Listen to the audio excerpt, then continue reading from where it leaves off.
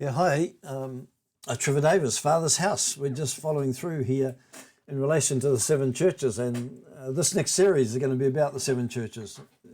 They're actually worth hanging in here for. There's quite a bit of reading material here, so you'll see me up and down looking at notes through the session, and that's because there's a lot of history here.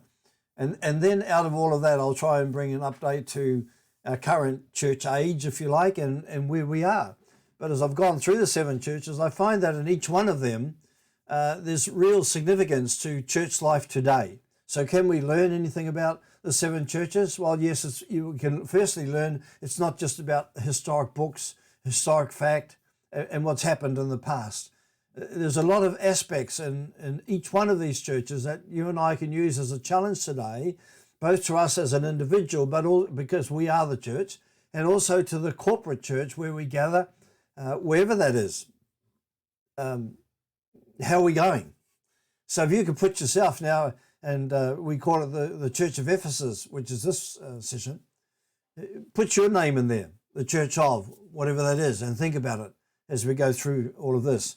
We started off by understanding that in verse 1, this is in Revelation 2, verse 1, to the angel or the messenger. That's to, you could say, the pastor, the priest, whoever's running the church. It says to the messenger of the assembly or of the church of Ephesus, write these things. He that holds the seven stars in his right hand and goes about the seven golden lampstands. We had a look at that. So let's go straight now to following on from this, a little bit of history, if you like, background here of Ephesus. What is it about? Well, the Ephesus was the capital of Asia in its day. It was located on the coast and had its own harbour. So a lot of merchandising and everything. It was a place of trade that flowed as a consequence. The Ephesians worshipped a goddess Diana. You've heard about that. You saw that Paul in the book of Acts had some real tension with all of that when he started to address the gods that they were honouring, bowing down to, modelling, buying, selling, and all of that stuff. It was the goddess of Diana, whose temple was one of the seven wonders of the world, making this city a famous city.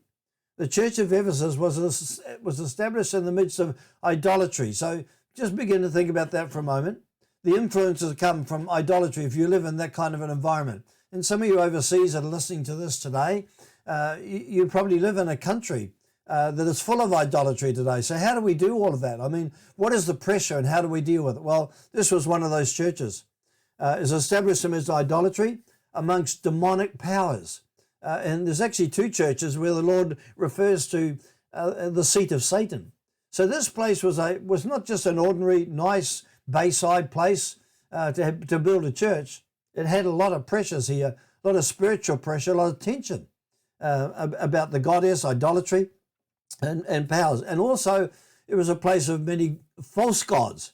And if there's a problem that Israel's had all the way through its history, it is about other gods. God has always had problems with them and told them to deal with all of those and so on. So Paul spent 3 years here. He was with the disciples that were functioning here as well in the church of Ephesus and teaching and demonstrating the power of God. That's what got him into a lot of trouble, a lot of conflict, because he was facing up to these powers. Probably a question to throw in there is, how are we facing up to the powers that are around us today? Demonic powers, influences, witchcraft, idolatry. How are we standing up in the midst of all of that today? And are our churches free from all of that? And let's go on. Demonic powers, along with the disciples, they contended with uproars as they went through from city to city. Community as the power of God was demonstrated. They were enthusiastic, they were zealous, they were determined, and they were bold. There was strong influence in the city, actually, that opposed the gospel. And that's where Paul, if you read through some of his writings, you find that he had a lot of conflict going through these places. And they sought to establish his church. And these beginnings go to the rebuke of the Lord concerning them losing their first love, or some translation, leaving their first love. So they didn't lose it, they left it. In other words, they turned away from it. Why? Because the other gods were important and they gave themselves to those. Idolatry. It crept into the church. I mean, what's creeping into the church today? What's crept into our church that maybe is not of God? So begin to think about those questions as we progress through here. So it says then to the messenger, the angel, and he starts in verse 2, he says, I know your works. We're going to break these up in a minute.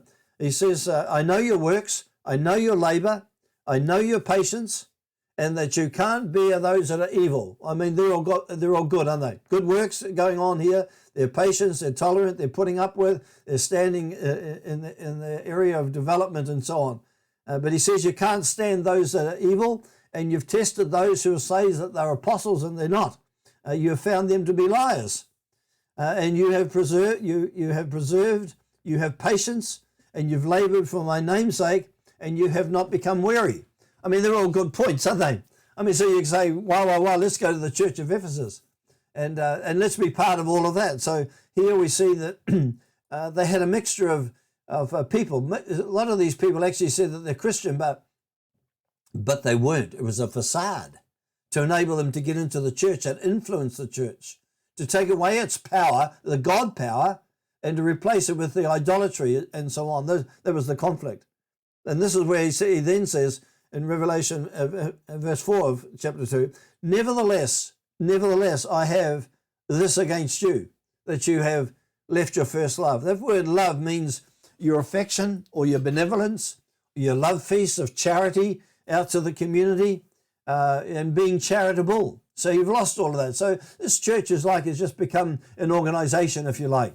It's functioning, it represents God, but it represents mixture. It represents other gods amongst this congregation. So carrying on there, verse 6, it said, but this you hate the deeds of the Nicolaitans. I'll come to them in a minute. It's important to understand them, which I also hate. And he says that he that has an ear. So now this is everybody. He said, I'm addressing you all now. Those of you that got ears, listen and hear. You that have an ear to hear what the Spirit is saying to the church, to him who overcomes, listen to my word. He said, take note here, hear this. If you overcome, he says, I will give to you to eat of the tree of life, which is in the midst of the paradise of God. So he's now giving them or showing them that there's a reward ahead of them. If they want to deal with all these areas, it's going to keep them focused, it's going to keep them with God, and it's going to keep them with God into the future. So the Nicolaitans, who are they? They were in their day, and we have the same problems today. They were a sect who sheltered themselves under the name of Christianity. They held hateful doctrines. They were guilty of hateful deeds, doing hateful things. This is in the church. This is in the church here. They're hateful to Christ and to all true Christians. Compromise, see? And it is mentioned to praise the church of the Ephesus that they had a zeal and they stood against, if you like, the wicked doctrines and the practices. They're standing there, they tried to say that's the truth. Those who really stood firm on the word of God. There were wicked doctrines here, wicked practices that are going on. Some of them accepted this, but this is the church of Ephesus he's talking about. It's an indifferent spirit between truth and error. Well, there's some place to ask questions about the church. What are we listening to? What are we hearing? Is it really truth? The word of God has come back to the word. There was an indifference about this, about truth and error, about good and evil. May be called the charity and their meeknesses. But it wasn't pleasing to God. He didn't like what he saw in this church. Four things that it had. One was a church of compromise. It was a church of idol worship. It was a church of sacrifice to the Roman deities. This was all part of the Nicolaitans that he talks about that are there, but they hated them, see? But they were still there. The influence was there. And they were a religious sect that was seeking to overpower the true message of the person of Jesus Christ. So there was a real conflict, not just in the society. Here it was actually within the church. So this is what God is trying to address here when he says, I know what you do. I love what you do. I love your good works. I love all of these different aspects. And I love the fact that you hate these Nicolaitans that are there, that many have given themselves to. Well, we're going to carry this on in our next session. I trust it's helpful to you as an introduction to this church, tremendous church. But anyway, they've got some areas of correction as well. So let's have a look at that next session. Why don't you click on subscribe, and that'll just give you acknowledgement that the next snippet is coming. Send us an email. I'd love to hear from you. different ones are sending me notes from Facebook. Continue to do that. Love to hear them.